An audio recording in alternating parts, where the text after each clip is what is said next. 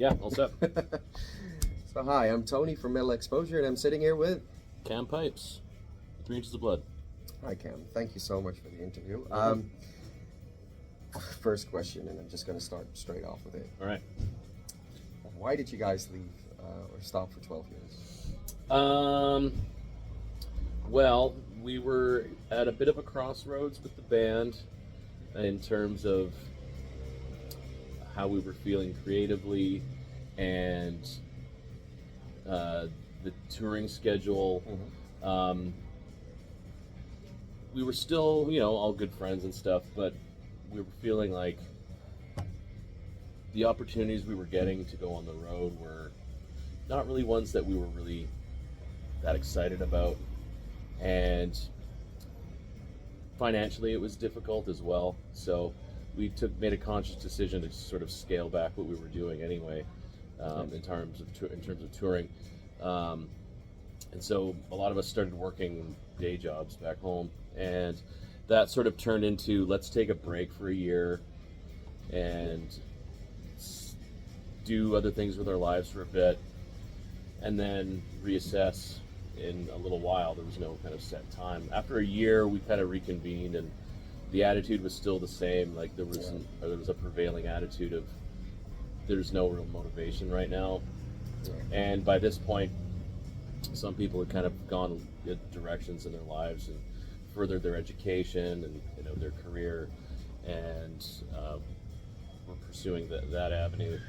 And so we just sort of talked about it, and rather than try and keep going with like other people, I wanted to keep the band going, but I also didn't want to like try and find some hired guns to like keep this going, and I was not really in the mood to do that. So we just decided to play a couple final shows, and then that be it.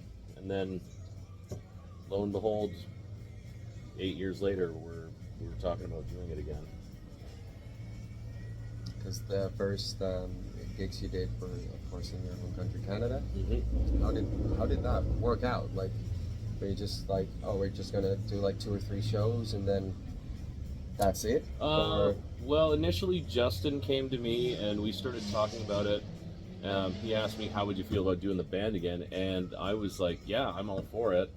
But let's of course plan out how we want to do it, how we want to conduct our business, that sort of thing. And we talked about it for a good few hours and found we were more or less on the same page with how we wanted to get back at it. And so we talked to the other guys, and we all sort of reached a consensus and said, okay, this might work. So we got back in a rehearsal room a few times and didn't really, we just kind of went in cold. We didn't necessarily practice or prepare like any specific songs. We just kind of went into the room for the first time, and someone called out a song and said, okay, let's see it, and just tried to go off muscle memory and see if there was something there. And it felt good. So we did that a few times and then said, okay, let's start planning something. And that led to the eventual Vancouver shows we did last year. So there was about almost a year and a half of planning that went into it, just getting the initial Vancouver shows going.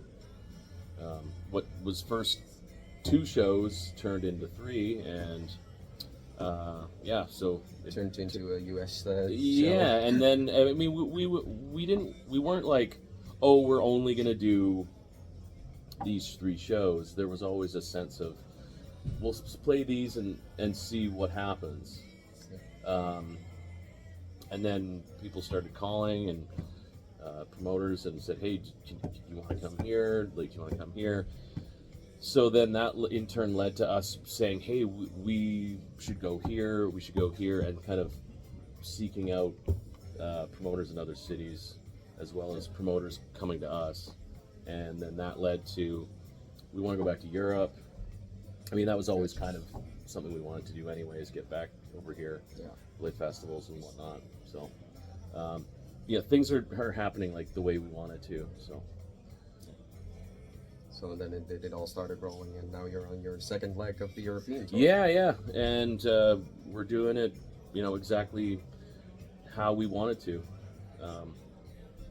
These aren't long tours we're doing. They're all more or less based around how much time we can get away from work, because now we're all in like career jobs, so to speak. So we've got a lot of stability, but then we're also with jobs that are more or less flexible, and it's not just some kind of working at McDonald's and being like, hey, I gotta go tour, and then having trouble doing that. We're in working good jobs that we can sort of afford to take off a little bit of time, not too much time, but just sort of make take it work. take your days off, and then like, okay, we can do a tour now for like a few weeks. Exactly. And we have to plan it way in advance. So, but that's great. I mean, we like to have things planned well in advance, anyways. So how does it feel to be back in Europe? Awesome. It's this was kind of one of our top goals was to come back here. I think our touring in Europe was very inconsistent, with not just tours in general, but getting that exposure through these big festivals. We had a lot of different booking agents over the years, and I think now we've got a guy booking for us. He's an old friend, and he's in a band, so he knows what it's like out there, and he's got all the contacts, so he's experienced, and he's gotten us some good gigs over here, festivals and club shows. So we feel like this is just the start, but it's gone better than expected. I'm glad to hear that it's just going to be the start, because that's about one of the next questions. Like, what are the future plans? Is there talk about a new album or? Yes, we'll start by just trying to write some songs, and we've already got ideas flowing, but there is an appetite from the fans. It seems like everybody's asking about it. Ours is going to be new music, so yeah. And I'm glad people want that, because we're that was sort of the next thing. We said, like, we'll see how some shows go and do a little bit of touring, and then we'll probably write as well, and see if some ideas come, and they have been. So it is good to be like together the entire time, in the two of us and everything, so you get the ideas flowing. Yeah, I mean, we haven't like necessarily been writing on this tour, but this tour is our first tour. Because when we started playing again, we've just been doing flying into a city or two, play a couple shows over a weekend, and fly home, and do that periodically. And now this is the first. We're in a vehicle. We're traveling city to city over the course of several days or weeks, and so even though we've all been in that situation before, it's been a while. So, but the morale is high. The mood is really good. Everyone's really pleased with how this is going. So everyone's good spirits. Oh, that's good. Mm-hmm. And how was it to headline the Wasteland stage at Wacken? It was awesome. I mean, despite the weather, we had a lot of people come. It was like 11 o'clock at night, so it was kind of late, and the weather was just wouldn't let up, and it just got worse while we were playing. It was just constant, but we got people moving. They had their rain jackets, they had their rain boots, and they could have just stood there and been miserable, or just left and been like, screw this, I'm going back to my tent. Yeah. But we had a good, nice sized crowd, and we can say, yeah, we headlined a stage at Wacken, so that's also very cool. And you had the fire that kept everyone warm. So. The pyro technician guy came to me after we played, and was like, "Did you like the pyro?" I was trying to time it with the fist pumps and everything, and so I'm glad he was just kind of, because we didn't talk to him beforehand. It was just kind of, I didn't even know there'd be pyro until a Pentagram played from right before us, and I noticed there was pyro going off, and so I was like, okay, cool. So hopefully there's some going off during our set too. But then the guy he kind of just took the initiative and just off the cuff just kind of timed the pyro to what we were doing. So that was really cool to see. And we got some nice footage of it as well. It did look pretty cool. Yeah. Oh, it was amazing. That the whole vibe of that stage was really cool, and I think the mud and the muck just really kind of added to it. So it really felt like, you know, Mad Max. It really was, Yeah, like the the wasteland area. apocalyptic, Like yeah, the totally. Mad Max area, we always call it. And Yeah. Oh yeah. It was amazing. And we played the main stage at Wacken so many years ago, but you know, this is, I think, equally as cool this time around. So what was because you're doing 2 legs now? You're doing like the summer festivals, and then you did the pre-summer festivals. Yeah, the last run was like 10 days. We did Into the Grave, bunch of club shows, and then Hellfest. So shorter run, but it was kind of like a warm up. And then this run, more festivals, more club shows. So yeah, more or less the same thing, but different towns and some countries we didn't cover the last trip. Now you're doing a lot of countries, so you've been to the UK, France. Are you still going to France? We're going to France. Back to France tomorrow. We were in Scandinavia after Wacken, Czechia, Belgium. Like you said, the UK. Now we're here, France, and then we're finished off in Germany. So right where we started. So Summer Breeze is going to be the last one. That's right. Yeah, and then we fly home. So just a few more days, and then you Yeah, get to go back. we've got 3 shows left, including this one tonight, and back at Summer Breeze, and like Wacken, that'll be the first time we've been there since 2008. So, of course, I think there's one thing that's the big elephant in the room, because after the last tour, like one of the greats passed away, like Ozzy. Mm-hmm. How did that affect you or the band? Kan ik helpen? Een raad met 0.0 of 2.0? 0.0. Something to drink? No, I'm fine. Oké. Raad met 0.0 zei je? Dank u. Well, hey, like the entire metal community, it was quite a shock, especially after his final show there. And it was a little surreal in a way, because we were just in Birmingham a few days ago, and we were always planning to go to the Black Sabbath Bridge and check it out, take a picture.